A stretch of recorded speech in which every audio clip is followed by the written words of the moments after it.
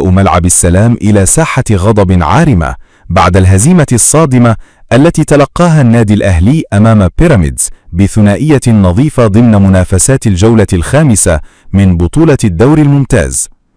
صدمة جماهيرية كبرى انفجرت فور إحراز نادي بيراميدز الهدف الثاني بعدما ظهر الفريق الأحمر بأداء باهت يفتقد للروح والحماس في واحدة من أسوأ المباريات التي قدمها هذا الموسم.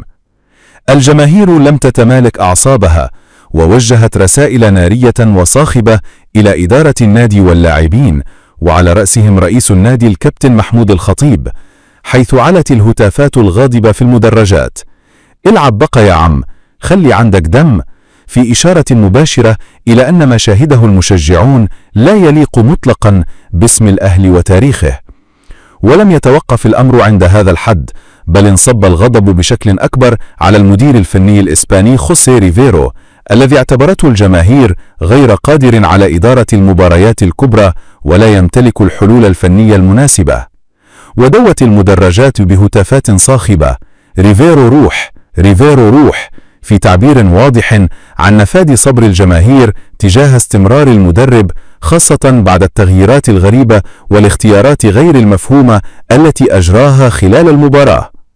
الأهلي بدا خارج الخدمة تماما منذ الدقيقة الأولى، حيث تلقى هدفا مبكرا أربك حساباته،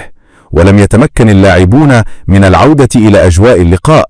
ليظهروا جميعا دون استثناء بمستوى غير منطقي ولا واقعي، وهو ما زاد من حدة الغضب الجماهيري الذي اعتبر أن الأداء يفتقد للروح القتالية التي طالما عرفت عن الفريق.